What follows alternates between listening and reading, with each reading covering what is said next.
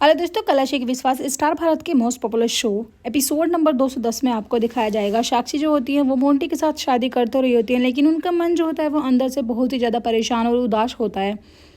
जो रवि होते हैं वो उन दोनों की शादी करवाने में सफल हो जाते हैं, क्योंकि पल्लवी जो होती है वो दुल्हन बन के मंडप में बैठ जाती है। लेकिन उसको डर लग रहा होता है कि कहीं अगर फेरे स्टार्ट हो गए तो उनकी जो शादी है वो इस जल्लाद से हो जाएगी। तभी पल्लवी जो होती है वो वहाँ से उठ जाती हैं और जाकर वॉशरूम में चली जाती हैं। सभी लोग सोचते हैं कि ये कैसी दुल्हन है कि मतलब इसको मंडप में ही वॉशरूम जाना था। उधर मोंटी और साक्षी जो होते हैं वो साथ फेरे ले रहे होते हैं और कसम खा रहे होते हैं एक दूसरे का ज़िंदगी भर साथ निभाने का। लेकिन साक्षी बेचारी कुछ भी नहीं बोलते हैं, बहुत ज़्यादा परेशान रहती हैं। रवि जो होते हैं बस यही दुआ कर रहे होते हैं कि जल्दी से जल्दी ये शादी जो है संपन्न हो जाए।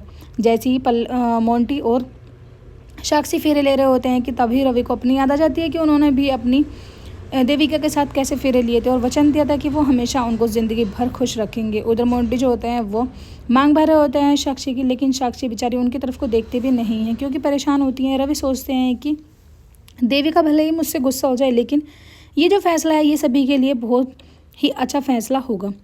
खैर, उधर सभी जो होते हैं वो चर्चा कर रहे होते हैं, कहते हैं कि इस घर में तो हमेशा यही ड्रामा चल रहा होता है, कभी तो दुल्हन मंडप से भाग जाती है और कभी दूल्हा बारात छोड़कर चला जाता है। तभी दादी जो होती हैं वो बार बार कहती हैं कि अरे जाना तू साक्षी को देखना वो कहाँ चली गई। साक्षी जो होती है वो तो वहाँ होती ही नहीं है, पल्लवी वॉशरूम में होती है। बार बार देविका उन्हें आवाज़ लगा रही होती हैं, कहती हैं कि साक्षी तुम जल्दी से बाहर आओ ना, तुम्हें कोई दिक्कत तो नहीं है, कोई परेशानी तो नहीं है, अगर कोई परेशानी हो तो मैं तुम्हारे लिए दवाई लेके आ जाऊँगी। दादी बार बार देविका की माँ से कहती है कि अरे तू क्यों नहीं जा रही है देखने के लिए। तभी वो कहती है कि लाडो गई है ना, लाडो लेके आ जाएगी साक्षी को। उधर पल्लवी सोचते हैं कि अगर मैंने दीदी की कोई भी बात का जवाब दिया तो वो तो मेरी आवाज़ पहचान जाएंगी, अगर मेरी आवाज़ उन्होंने पहचान ली तो फिर और ज़्यादा प्रॉब्लम हो जाएगी। उधर साकेत को यही लग रहा होता है कि आखिर रवि भी यहाँ पर दिखाई नहीं दे रहा है और साक्षी भी यहाँ से चली गई है, कहीं कोई काम गड़बड़ में ना हो जाए।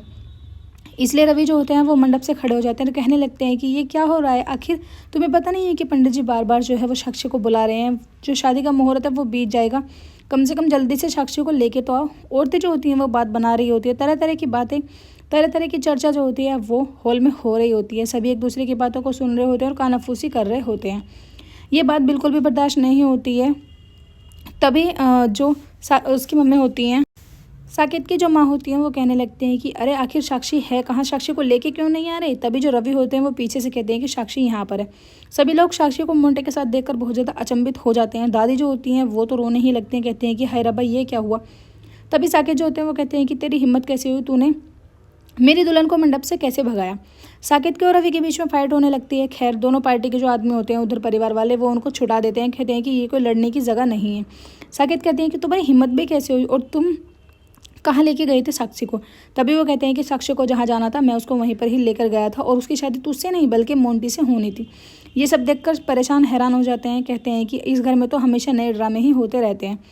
उधर देविका बार बार साक्षी को आवाज़ मार रही होती है, पल्लवी बोलने ही वाली होती है कि तभी एक लड़की जो होती है वो देविका को बुलाने के लिए चली जाती हैं। अंदर जाके कहने लगती है कि अरे बहन तुम यहाँ पर खड़ी हो, साक्षी तो है नीचे आ गई है।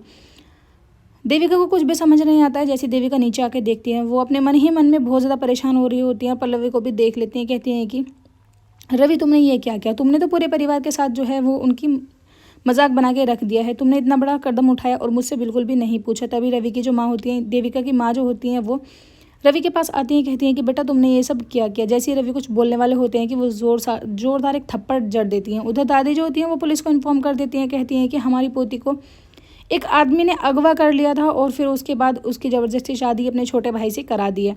जैसे ही साक्षी कुछ कहने वाली होती हैं कि तभी उनकी मम्मी कहने लगती हैं कि खबरदार अगर तुमने मुझे मम्मी कहा, तुम ये हक खो चुकी हो कि तुम अपने मुँह से मेरा इतना पवित्र नाम लो।